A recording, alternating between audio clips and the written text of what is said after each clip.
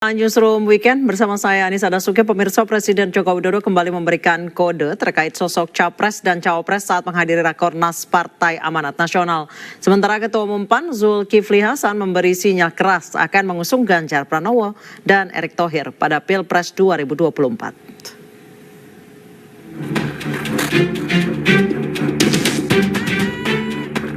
Presiden Joko Widodo berkelakar enggan mengabsen tokoh yang berpotensial maju sebagai Capres-Cawapres dalam acara Rakornas PAN di Semarang, Jawa Tengah. Di hadapan Gubernur Jawa Tengah Ganjar Pranowo dan Menteri BUMN Erick Thohir, Jokowi menyebut kader PAN yang hadir sudah tahu siapa yang ia maksud. Biasanya awal-awal sambutan seperti ini di semua partai saya absen Capres-Cawapres. Tapi pagi hari ini saya tidak akan mengabsen Capres dan Cawapres.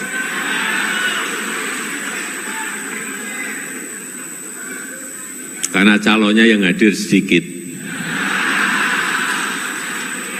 Gak usah diabsen, semua sudah tahu siapa. Kornas pemenangan PAN kok di Jawa Tengah. Jawabannya saya sudah punya sekarang, jawabannya sudah punya. Strateginya, oh ini strategi, udah.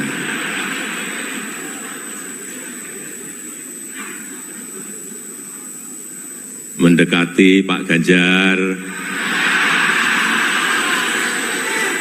mendekati Bupati Wali Kota dihadirkan semuanya, udah betul.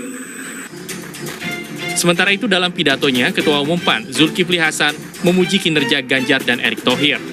Zulhas juga menutup pidatonya dengan sebuah pantun yang menyiratkan dukungan PAN kepada Ganjar dan Erick. Kami yakin PSI akan jauh lebih baik dari sekarang, insya Allah. Kenapa? Saudaraku Erick Thohir punya nyali. Gubernur Jateng, Mas Ganjar Pranowo. Kelihatan Pak, rambutnya tambah putih Pak. Kening mulai berkerut Pak itu. Itu nggak dibuat-buat Pak, alami itu Pak. Sebagaimana tanda-tanda dari Bapak Presiden. Jalan-jalan ke Simpang 5. Jangan lupa beli lumpia. Kalau Pak Ganjar dan Pak Erick sudah bersama, insya Allah Indonesia tambah jaya. Rakornas Partai Amanat Nasional digelar di Semarang pada hari ini dan dihadiri oleh 2.400 kader PAN. Dalam sambutannya, Jokowi juga mengingatkan PAN agar jangan sampai salah memilih koalisi. Tim Liputan iNews melaporkan. Untuk membahas pidato Presiden Joko Widodo saat Rakornas PAN, kami sudah terhubung dengan Direktur Eksekutif Poltreking Indonesia, Hanta Yuda. Selamat petang, Mas Hanta. Selamat petang, Anissa. Mas Hanta, lagi-lagi di Rakornas Partai, Presiden Jokowi ini memberikan kode Capres. Tapi yang terbaca baru 3 nama, Prabowo, Erick Thohir, dan Ganjar Pranowo. Ini apa sebenarnya maksud Presiden memberikan kode-kode ini? Iya, ada 2 analisa saya kenapa kode Pak Jokowi penting, dan kedua bagaimana membaca kodenya hari ini. Yang pertama, ada 3 kekuatan Pak Jokowi yang sangat kuat, menurut saya potensial menjadi kekuatan dia sebagai kingmaker. 1, mesin politik Pak Jokowi itu tidak bisa diremehkan karena pernah memenangkan Pilpres 2 kali berturut-turut. Yang kedua, sebagai presiden yang sedang berkuasa, tentu presiden berkuasa memiliki jejaring kekuasaan dan pengaruh kekuasaan yang sangat besar. Yes. Dan ini juga tidak bisa diremehkan. Dan yang ketiga adalah approval rating atau tingkat kepuasan Pak Jokowi kan di atas 70%. Nah, modalitas 3 ini, dukungan publik, kemudian mesin politik dan pengaruh kekuasaannya, ini menjadi penting. Ditunggu oleh semua orang kodenya arah kemana. Yang kedua, kodenya kepada siapa? Dan hari ini kan jelas ya. Kalau di PAN kita baca, biasanya di absen beberapa nama. Kalau kita baca ini nyambung dengan yang diinginkan oleh Pak Zulkifli Hasan, Ketua Umum PAN. 2 nama tidak di absen, yang kita lihat ya yang hadir di situ yang paling dominan ya 2 orang itu, Pak Ganjar dan Pak Erick Thohir. Nah, arahnya kalau dibaca saya kira ini simbol atau kode mempersilahkan paling tidak merestui tanda petik Pak GP dan Pak ET silakan untuk maju, satu itu. Yang kedua juga ini tidak menentang atau paling tidak ada kata dulu mengatakan jangan sembrono, justru menyambut keinginan PAN ini. Kan kita tahu PAN sudah sering menyebut dua nama ini. Paling tidak secara tidak langsung kodenya adalah juga merestui apa yang diinginkan oleh PAN. Dan kita tahu Anissa, PAN sejak awal sudah menimang-nimang dua nama ini. Pak Zulkifli Hasan kerap menyebut nama ini.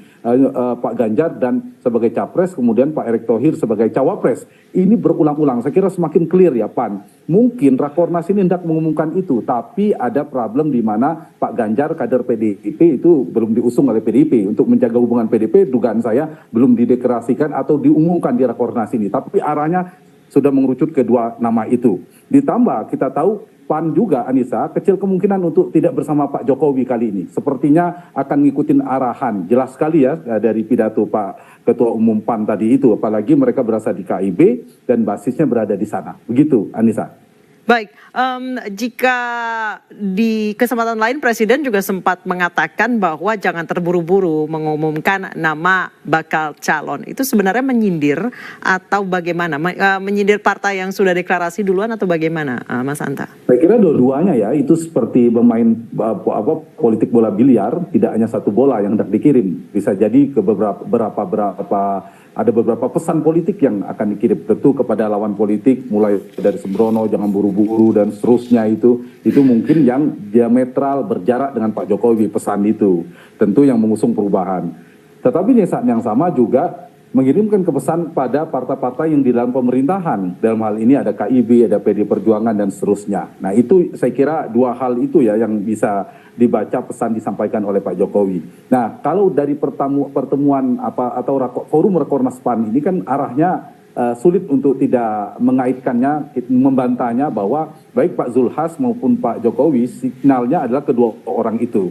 Kalau Pak Zulhas lebih lagi Zulkifli Hasan, arahnya PAN menginginkan itu. Erick Thohir sebagai cawapres sudah digadang kemana-mana, meskipun partai lain punya preferensi yang berbeda. Ganjar sebagai calon presidennya, bahkan pilihan Rakornas PAN di Jawa Tengah juga tidak bisa dipisahkan dari hal itu. Dan dua orang ini, saya tahu PAN kalau kita baca Anissa, ingin mengesankan mereka ngikutin Pak Jokowi. Dan dua capres ini selain Pak Prabowo tadi sempat disebutkan oleh Anissa tadi, bahwa capres dan cawapres yang relatif cukup kedekatannya dalam persepsi publik, preferensi publik dekat dengan Pak Jokowi kan dua orang ini.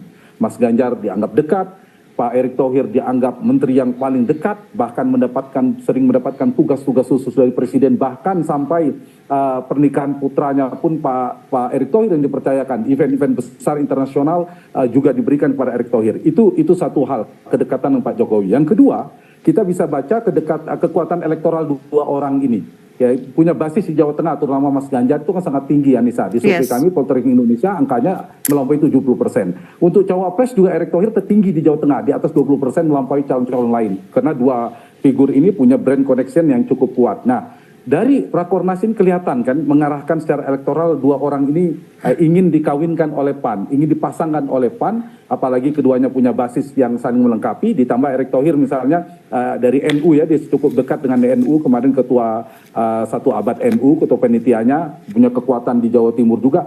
Nah kekuatan besar ini sepertinya kalau saya baca, PAN hendak ingin menggabungkan dua kekuatan posisi besar ini. Tapi Mas Anta, apakah ini sudah seizin KIB?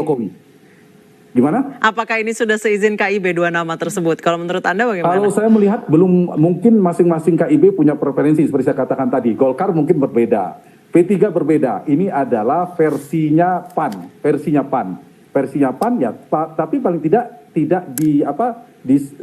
ada sinyal atau kode dari Pak Jokowi jangan sembrono, Pak Zulhas jangan terlalu terburu-buru, tidak ada. Artinya yang mempersilahkan dua nama itu untuk dimunculkan. Nah preferensi PAN ini ya bisa jadi dalam dinamika politik akan menjadi yang diusung oleh KIB, tergantung dinamika komunikasi politik dengan Golkar dan P3. Dan jangan lupa satu lagi Anissa, ada partainya Mas Ganjar, yaitu PD Perjuangan. Nah ini faktor bagus, saya kira faktor yang ketiga, satu Pak Jokowi, yang kedua kekuatan elektoral figur-figur tadi, yang ketiga faktor partai dari dinamika KIB, ditambah logistik. Sebenarnya Erick Thohir mungkin juga dengan jejaringnya kekuatan ini. Kalau saya baca Rakornas PAN ini hendak mengumpulkan kekuatan itu, kekuatan kingmakernya Pak Jokowi, kekuatannya Ganjar dengan kekuatan elektabilitas yang sangat kuat selain Anies dan Prabowo, kemudian kekuatan Erick Thohir yang dia kumpulkan, digabungkan, dan ditambah lagi KIB yang ingin ditawarkan kepada KIB, ditambah logistik. Saya kira tendensi politik hari ini, Anissa, dari sisi KIB menguatnya ya, ini tendensi hari ini memang Ganjar Erick Thohir. Kalau di seberangnya ada Anies dan AHY yang sedang menguat. Ditambah mungkin poros yang ketiga adalah Prabowo, bisa jadi dengan Caimin atau Kofifa atau nama-nama lainnya. Tapi itu tendensi hari ini ya, politik masih dinamis. Paling tidak kalau kita baca hari ini menguatnya ke arahnya ke sana sementara begitu. Anissa. Baik, terima kasih Mas Hanta. Yang jelas memang jelang 2024 ini peta perpolitikan masih sangat cair. Yang sudah mengumumkan koalisi masih mungkin akan dirombak dan berubah-ubah. Terima kasih banyak Mas Hanta Yuda telah bergabung bersama kami di Newsroom Weekend. Pemirsa, 9 korban